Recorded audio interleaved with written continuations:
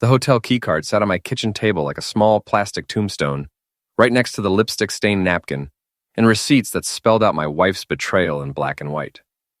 Mara thought she was clever, but she'd left a paper trail that would make a forensic accountant weep with joy.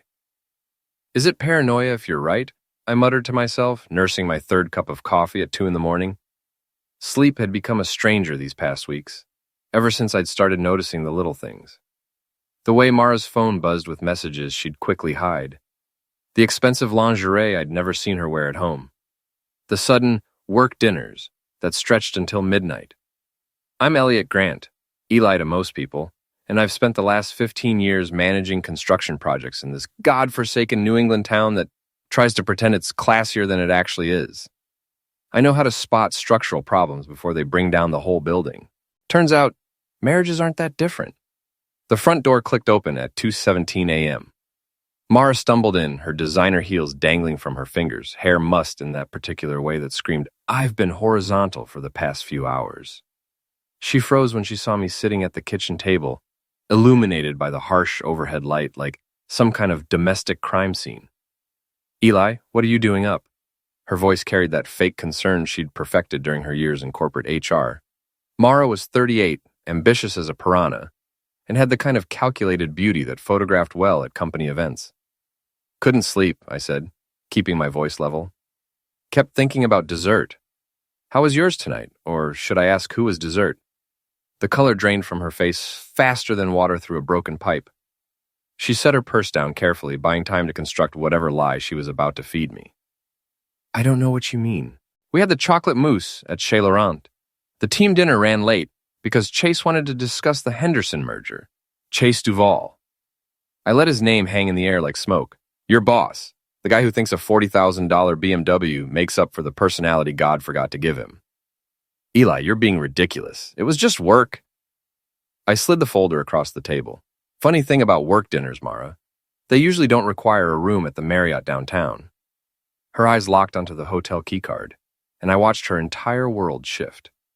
The receipts were all there. Dinner for 2 at Romano's, not Chez Laurent. Wine that cost more than most people's car payments. And the keycard to room 412, which I'd found tucked into her coat pocket like a love letter. "You went through my things?" The victim card. Always her first play when cornered. "You left your evidence on the nightstand, genius. Right next to your wedding ring, which I notice you forgot to put back on before coming home." Mara's hand flew to her finger, confirming what I already knew. She'd been careless, drunk on the thrill of her affair and the promise of money that came with it. "Eli, listen to me." "No, you listen." I stood up, all 6 feet 2 inches of construction-hardened muscle and 15 years of marriage-earned cynicism. "I know about Chase. I know about the hotel rooms. I know about your mother's little offer." That last part was a calculated guess, but the way her face crumpled told me I'd hit the bullseye. Gloria Whitman, Mara's ice-cold mother, had never thought I was good enough for her precious daughter. Old money has a way of making people think their crap doesn't stink. "How did you—" Mara started, then caught herself. "How did I find out? Maybe because you're about as subtle as a construction crane in a china shop. Or maybe because I'm not the stupid blue-collar moron you and your family think I am." The mask finally slipped. Mara's carefully constructed facade cracked, revealing the entitled, manipulative woman I'd been married to for over a decade. "Fine. Yes, I'm seeing Chase. Yes, my mother offered me money to leave you, and yes, I said I'd take it. Are you happy now?" "Ecstatic," I said, deadpan. Nothing makes a man happier than finding out his wife's been shopping him around like a used car. She erupted then, all the pent-up resentment and superiority complex spilling out like toxic waste. "You have no idea what it's like being married to someone who smells like sawdust and talks about rebar at dinner parties. Chase understands me. He appreciates what I bring to the table." "What you bring to the table? You mean your mother's money and your willingness to sleep your way up the corporate ladder?" The slap came fast, but I'd been expecting it. My cheeks stung, but I just smiled. "Feel better? Go to heck, Eli." She grabbed her purse and stormed toward the stairs. "Take your time packing," I called after her. "But leave the credit cards. Wouldn't want you to accidentally charge your boyfriend's dinner to my account again." She paused on the bottom step, her knuckles white, as she gripped the banister. "This isn't over." "No," I agreed. It's not. After she disappeared upstairs, I sat back down and pulled out the phone I'd found hidden in her car. The second phone she thought I didn't know about. The one with the explicit text thread between her and Chase, complete with photos I really didn't need to see and a link to some private social media account where her friends gossiped about my supposed inadequacies. One message from her best friend Bianca made me laugh out loud. "Does Eli even notice you're gone? Chase says you're way more fun than your boring husband. Can't wait for the divorce party." I scrolled through months of messages, each one building a clearer picture of the conspiracy against me. It wasn't just an affair. It was a coordinated campaign to push me out of Mara's life so she could upgrade to a richer model. The really interesting part was a voice message from Gloria herself. "Darling, I've spoken to the lawyers. If you can document any kind of misuse or neglect, we can get you much more than $1 million. Think about it." So they wanted to play dirty. They wanted to paint me as the villain in their little soap opera. The problem with that plan was simple. They'd picked the wrong guy to underestimate. I'd learned a lot in the Army before I got into construction. How to plan, how to be patient, how to hit back twice as hard when someone tries to destroy you. Mara and her friends had no idea what they'd just started, but they were about to find out. 3 days after the kitchen confrontation, I was nursing a beer at Murphy's Dive, the kind of working-class bar that Mara's crowd wouldn't be caught dead in. The place smelled like cigarettes and broken dreams, but the beer was cold, and nobody asked questions you didn't want to answer. "You look like someone pissed in your cornflakes," said Frankie Torino, sliding onto the bar stool next to me. Frankie was my old Army buddy, built like a refrigerator and about as subtle. He worked as a bouncer at 3 different clubs and had the kind of connections that came in handy when you needed information or wanted something done quietly. Worse, someone pissed on my marriage. I filled him in on the details while he worked his way through a basket of wings that could have fed a small family. Frankie listened without judgment, one of his better qualities. "So what's the plan?" he asked, wiping hot sauce from his fingers. "Please tell me we're not just going to sit here and cry into our beers. I'm thinking more along the lines of strategic demolition. Now you're talking my language. What do you need?" Before I could answer, my phone buzzed with a text from Logan Pierce, one of Mara's co-workers at the tech company. Logan was a nervous guy in his 30s who'd always been friendly to me at company parties, probably because he understood what it was like to be an outsider in Mara's world. The text was brief. "Can we meet? I have information you need to know." An hour later, I was sitting across from Logan in a 24-hour diner that served coffee strong enough to wake the dead.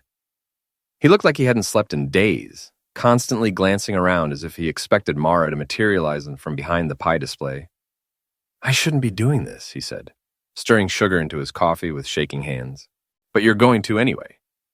Mara and Chase think they're being so clever, but they're not exactly subtle about their relationship. The whole office knows. HR knows, heck, the cleaning crew probably knows. And Chase has been promising Mara a promotion, VP of Strategic Development. It comes with a $150,000 salary bump and stock options. The thing is, there are 3 other candidates for the position, and 2 of them are way more qualified. I lean back in the cracked vinyl booth, so she's sleeping with him for a job she might not even get. That's not the worst part." Logan pulled out his phone and showed me a screenshot of an email thread. They've been planning this for months. The affair, the promotion, even the divorce. Chase has been coaching her on what to say to make you look bad. The email was from Chase to Mara, dated 6 weeks ago. "Remember, document everything. If he ever raises his voice, write it down. If he has a few beers after work, call it drinking. We need a pattern of behavior that will hold up in court." My hands clenched into fists before I forced them to relax. "Why are you showing me this?" "Because I'm tired of watching people like them step on everyone else to get what they want. And because," he hesitated, then continued, "Chase fired my friend Rebecca last month for performance issues, right after she rejected his advances. The guy's a predator, and Mara's helping him. What do you need from me?" "Nothing. I just thought you should know what you're really dealing with." But I could see something else in his eyes. Logan wasn't just being a good Samaritan. He wanted revenge, too. Probably for Rebecca and every other person Chase and Mara had stepped on during their climb up the corporate ladder. "Actually," I said, "there might be something you can help me with." The next morning, I put the first part of my plan into motion. Mara had already moved out, taking up residence in her mother's guest house, while she figured things out. That left me alone in our house with access to all her remaining belongings and, more importantly, her home office. Mara was meticulous about some things and completely careless about others. She'd taken her laptop, but left behind a filing cabinet full of documents that painted an interesting picture of our finances, including several folders related to her mother's estate planning. It took me 3 hours to find what I was looking for. A copy of Gloria's will from 2 years ago, along with some correspondence from a law firm I'd never heard of. The letters were polite but firm, requesting additional documentation to verify Mara's parentage for inheritance purposes. That was interesting. I photographed everything and put it back exactly where I'd found it. The second part of my plan required Frankie's special skills. He met me at the house that evening with a small toolkit that looked innocent enough, but contained some items that definitely weren't available at Home Depot. "You sure about this?" he asked as we stood in Mara's driveway, looking at her BMW. "She wants to play games, we'll play games, but we're not going to hurt anyone or do anything that can't be undone." Frankie grinned and got to work. 20 minutes later, Mara's car would start, but wouldn't get her very far. We'd removed the spark plugs and loosened the oil drain plug, just enough to create a slow leak. Nothing dangerous, but definitely inconvenient and expensive to fix. For good measure, we poured a bottle of fish oil in her trunk. It wouldn't damage anything, but her car would smell like a seafood processing plant for weeks. "Phase 1 complete," Frankie said, wiping his hands on a rag. "What's next? Now we wait for the fireworks." The fireworks started the next morning when Mara called me, screaming about her car. I let it go to voicemail and listened to her rant about vandalism and calling the police. The second call came an hour later, this time from Chase. "Eli, we need to talk." "Do we? I can't imagine what we'd have to discuss." "Cut the crap. I know you messed with Mara's car." "That's a serious accusation, Chase. I hope you have some evidence to back it up." "I'm warning you." "No, I'm warning you." I let my voice drop to the tone I'd used with subordinates in the Army when they were about to do something monumentally stupid. "Stay away from my wife, stay away from my house, and stay away from me. Because next time, it won't be just your girlfriend's car that gets attention." I hung up before he could respond. 2 minutes later, my phone rang again. This time it was Logan. "Holy crap, Eli. You should see Chase right now.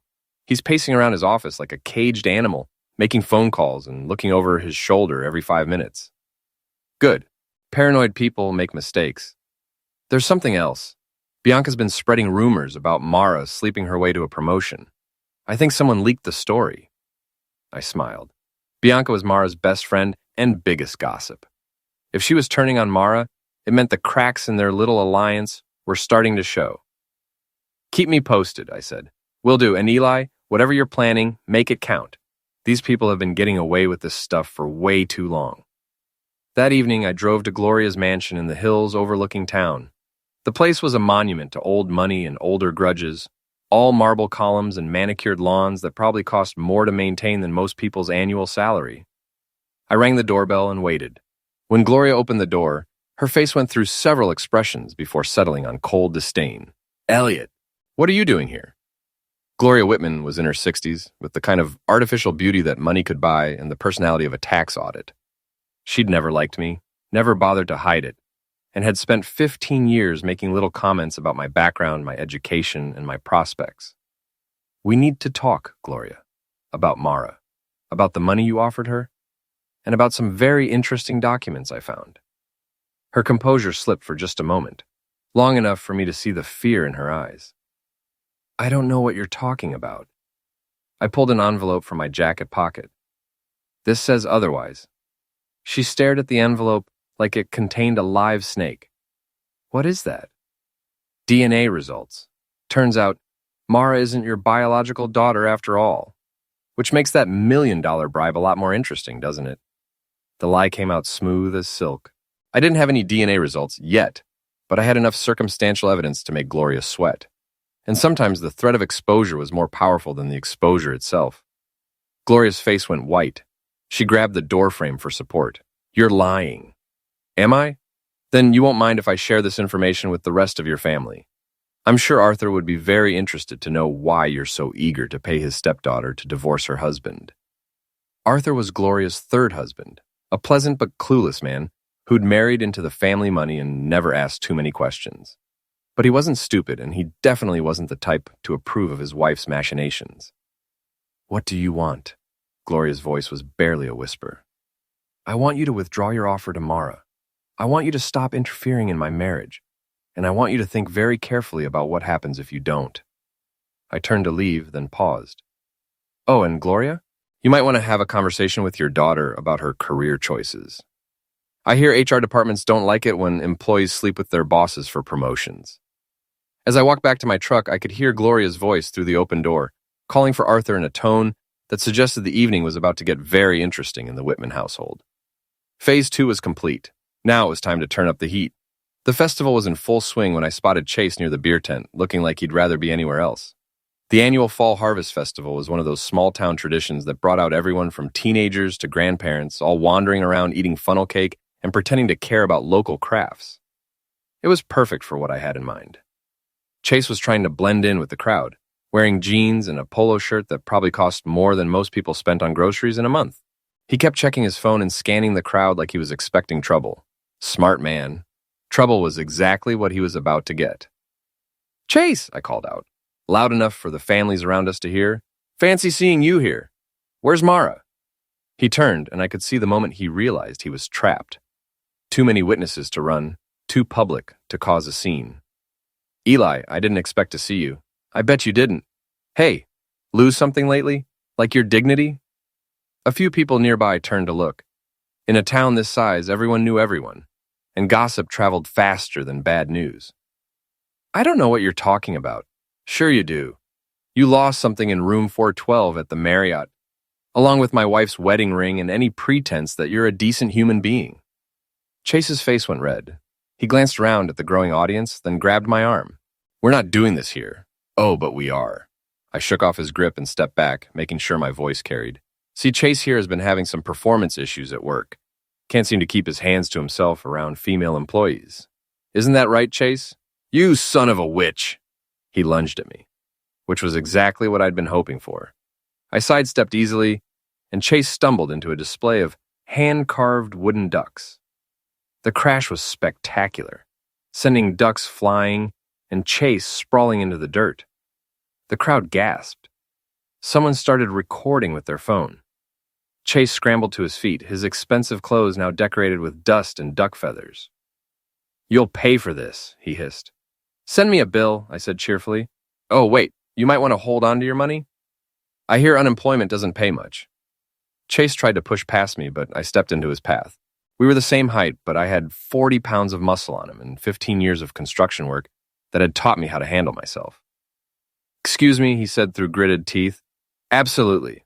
But first, let me give you some advice. If you ever come near my wife again, if you ever contact her, if you even think about her, I'll make sure everyone in this town knows exactly what kind of man you really are, starting with your boss. You don't know anything about my boss." I smiled. I know he's got 3 daughters. I know he's very active in his church.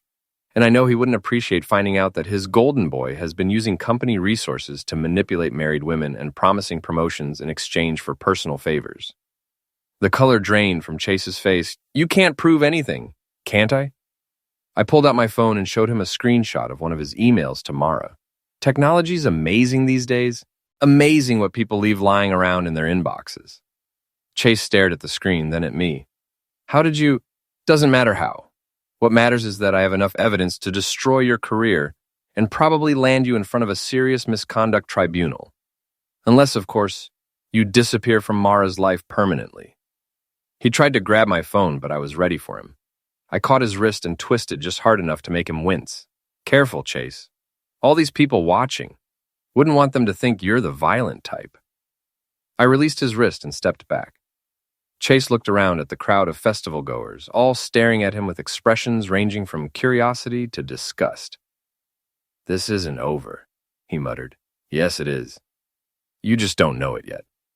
Chase pushed through the crowd and disappeared into the maze of festival booths. I could hear the murmur of conversation starting up behind me as people began to process what they'd just witnessed. Perfect. By tomorrow, the whole town would know that Chase Duvall was a cheating scumbag who couldn't handle himself in a fight. My phone buzzed with a text from Frankie. "Package delivered." I smiled. While I'd been publicly humiliating Chase, Frankie had been paying a visit to Chase's BMW in the festival parking lot. Nothing destructive, just a few modifications that would make his evening more interesting. I was halfway to my truck when Bianca intercepted me. Mara's best friend was a bottle blonde with too much makeup and the kind of fake smile that could cut glass. "Eli, what a surprise seeing you here." "Bianca, enjoying the show?" "What show?" But her eyes were bright with gossip hunger. Bianca lived for drama, and I'd just provided her with enough material to fuel weeks of conversation. "Just ran into Chase. Nice guy. I can see why Mara's so fond of him." Bianca's smile faltered. She wasn't sure how much I knew, and that uncertainty was making her nervous. "I don't know what you mean." "Of course you don't. Hey, how's Mara doing these days? I heard she's been under a lot of stress at work. Something about a promotion that might not come through? I'm sure I don't know anything about that." "Really? That's weird, because I heard you've been telling people that Mara's been sleeping with her boss to get ahead." "That's a pretty serious accusation, Bianca. Could really damage someone's reputation if word got around." The fake smile disappeared entirely. "I never said that." "Didn't you?" "Huh. Must have been someone else spreading rumors about your best friend's love life. My mistake." I could see the gears turning in Bianca's head. She was trying to figure out who might have betrayed her, not realizing that I was playing her like a violin. "Anyway, I should get going. Give my regards to Mara when you see her. Tell her I said congratulations on all her recent achievements." I left Bianca standing there, looking confused and angry. By the time she figured out what had just happened, the damage would already be done. Bianca couldn't resist sharing gossip, even when it hurt her friends, especially when she thought someone else was already spreading the story. My phone rang as I reached my truck. Logan's name appeared on the screen. "Eli, you need to know something. Mara and Chase are planning to file a complaint against you with the police. They're claiming harassment and stalking." "Let them try. What evidence do they have?" "That's just it. They don't have any real evidence. But they're hoping to get a restraining order based on what happened at the festival today." I laughed. What happened at the festival was Chase assaulting a display of wooden ducks in front of 50 witnesses. If anyone should be filing a complaint, it's the duck carver. There's something else. I overheard Chase talking to someone on the phone about accelerating their timeline. Whatever they're planning, they want to do it soon. Good.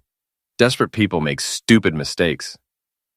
Be careful, Eli. These people have connections, and they're not going to just roll over. Neither am I. After I hung up, I sat in my truck for a few minutes, watching the festival crowds. Families with kids, teenagers trying to impress each other, elderly couples holding hands as they walked between booths. Normal people living normal lives, unaware of the little war being fought around them. Mara and Chase thought they could destroy my life and walk away clean. They thought their money and connections made them untouchable. They thought I was just some dumb construction worker who would roll over and accept whatever scraps they threw at me. They were about to learn how wrong they were. I pulled out my phone and called Frankie. "How did our friend's car look when you left it?" "Let's just say he's going to have an interesting drive home. Nothing permanent, but definitely memorable." "Perfect. Meet me at Murphy's in an hour. We need to talk about Phase 3. "What's Phase 3? I smiled as I started the truck. Phase 3 is where we stop playing defense and start playing to win. The festival lights twinkled in my rearview mirror as I drove away, but my mind was already focused on tomorrow. Mara and Chase wanted to escalate things? Fine. But they were about to discover that when you declare war on someone who has nothing left to lose, you better be prepared for the consequences.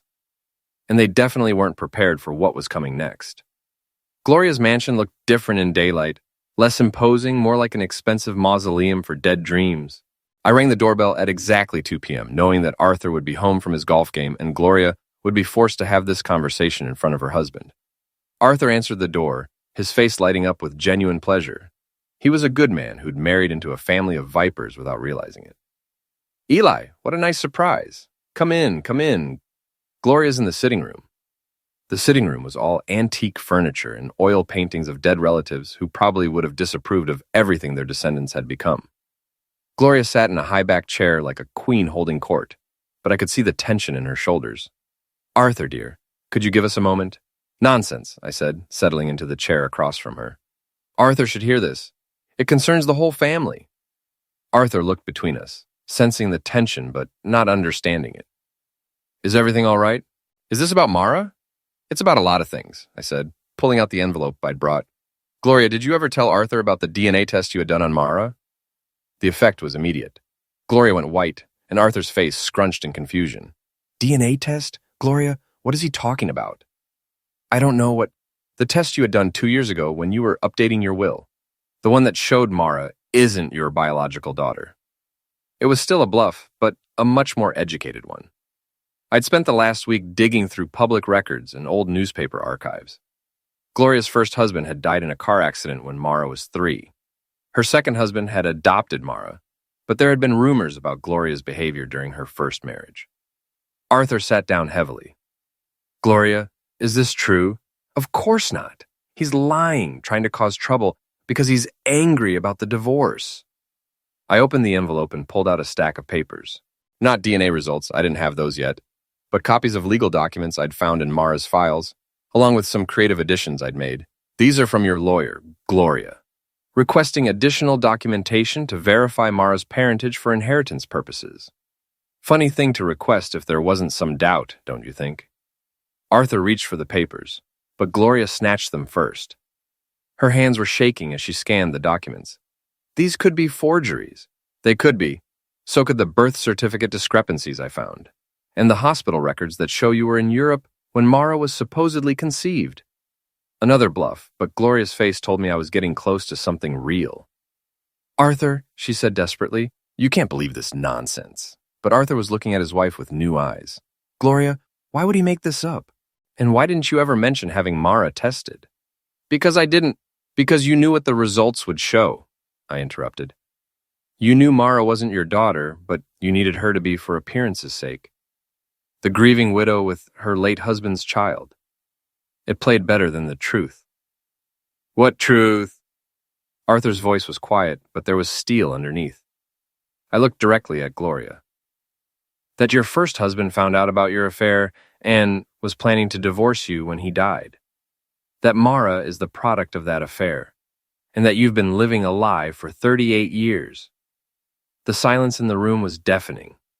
Gloria's carefully constructed world was crumbling, and we could all see it happening in real time. Is this why you offered Mara money to divorce Eli? Arthur asked. Because you were afraid he'd find out? Gloria's composure finally cracked completely. She's not supposed to be with someone like him. She deserves better than a construction worker who smells like sawdust. She deserves better than a mother who bribes her to destroy her marriage, I said. Arthur stood up, his face flushed with anger. Gloria, we need to talk. Alone. Arthur, please. Ow. I stood as well. I'll show myself out. But Gloria, I want you to remember this conversation when you're tempted to interfere in my life again. Because this is just the beginning of what I know and what I can prove. As I walked toward the door, I could hear Arthur's voice rising behind me. 30 years, Gloria. 30 years of marriage, and you never thought to mention this? I smiled as I got back in my truck. Gloria's marriage might not survive the week, and even if it did, her influence over Mara was about to take a serious hit. My phone rang as I was driving back into town. Mara's name appeared on the screen. Hello, Mara. You bastard. Her voice was raw with fury. How dare you go to my mother with your lies? What lies? I simply shared some interesting documents I found. If they upset your mother, maybe she should examine her own conscience. You're trying to destroy my family. Your family was destroyed long before I came along. I'm just pointing out the cracks in the foundation. This won't work, Eli. Whatever game you're playing, it won't work. Chase and I are going to the police tomorrow morning. We're filing harassment charges. Good luck with that. Make sure you bring evidence. Oh, wait, you don't have any. We have witnesses from the festival. You mean the witnesses who saw Chase attack a display of wooden ducks? Yeah, that should go well for you.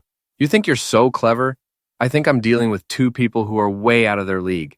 But please, go to the police. I'm sure they'll be very interested in the evidence I have about Chase's pattern of workplace harassment.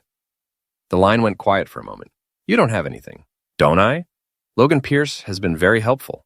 Amazing what people will tell you when they're tired of watching bullies get away with everything. Logan did, along with several other people who are tired of watching Chase misuse his position. Did you really think you were his first affair, Mara? Or just the most convenient? I could hear her breathing on the other end of the line, processing what I just told her. You're lying. Am I? Ask Chase about Rebecca Morrison. Ask him why she was really fired. Ask him about the other women who've complained about his behavior over the years. The silence stretched out until I wondered if she'd hung up. Mara, you still there? This isn't over, Eli. No, it's not. But it's a lot closer to being over than you think. She hung up and I smiled. Seeds of doubt were powerful things. Once they were planted, they had a way of growing in the dark until they choked out everything else. My phone buzzed with a text from Frankie. Package delivered to Chase's office. You should see the look on his face. I'd asked Frankie to deliver a simple message to Chase at work, a single sheet of paper with a list of names. Rebecca Morrison, Jennifer Walsh, Sarah Chen. 3 women who had worked at Chase's company and left under mysterious circumstances. The names meant nothing by themselves, but Chase would know exactly what they represented, and more importantly, he'd know that I knew. That evening, I met Logan at the same diner where we'd talked before. He looked even more nervous than usual, constantly checking his phone and glancing at the door. This is getting intense, Eli. Chase has been in meetings all day with HR and the legal department. Word is spreading around the office. Good. What about Mara? She came in this afternoon looking like she'd been hit by a truck. Had a long conversation with Chase in his office, lots of raised voices. Then she left early. Any idea what they were talking about? From what I could overhear, she was asking him about other women. He was denying everything, but she didn't look convinced. I nodded. The doubt was spreading, just as I'd hoped. When people started questioning one lie, they usually started questioning all of them. There's something else, Logan continued. I overheard Chase on a phone call with someone about moving up their timeline. Whatever they're planning, they want to do it this weekend. This weekend? That's fast. Tuvet, they're panicking, making decisions without thinking them through. Perfect. Panicked people make mistakes. Logan leaned forward. Eli, I need to ask you something. How far are you planning to take this? As far as it needs to go. That's what I was afraid you'd say. He was quiet for a moment, then continued. Look, I want these people to get what's coming to them, but I also don't want to see you destroy your own life in the process. My life was destroyed the moment Mara decided to cheat on me and take her mother's money. Now I'm just cleaning up the debris. Just be careful, okay? People like Chase and Mara, they have resources, they have connections. If you push too hard, they might push back in ways you're not expecting. I smiled grimly. Let them try. I've been pushed around by better people than them. As I drove home that night, I thought about Logan's warning. He was right that Chase and Mara had resources and connections. But they also had something else, arrogance. They thought their money and social position made them untouchable. They thought I was just some blue-collar nobody who would roll over when they applied pressure. They were about to learn the difference between being educated and being smart, and the difference between having money and having nothing left to lose. My phone rang as I pulled into my driveway. Unknown number. Hello? Mr. Grant, this is Detective Vance with the police department. I'd like to speak with you tomorrow morning about some allegations that have been made against you. What kind of allegations? Harassment and stalking. Can you come in around 10 a.m.? I smiled. Absolutely, Detective. I'll be there. And Detective, you might want to bring a recorder. I have some very interesting things to tell you about the people making these allegations. Sir, see you at 10, Detective. I hung up and sat in my truck for a moment, looking at the house I'd shared with Mara for 15 years. Soon it would just be my house. Mara would be gone, Chase would be ruined, and Gloria would be dealing with the wreckage of her own lies. But first, I had one more move to make. The biggest one yet. I pulled out my phone and scrolled through my contacts until I found the number I was looking for. It rang 3 times before a familiar voice answered. Morrison Investigations. Rebecca, it's Eli Grant. We met at the company Christmas party a few years ago. I'm married to Mara Grant. Oh, hi Eli, what can I do for you? I need to hire a private investigator, and I think you're going to be very interested in the case.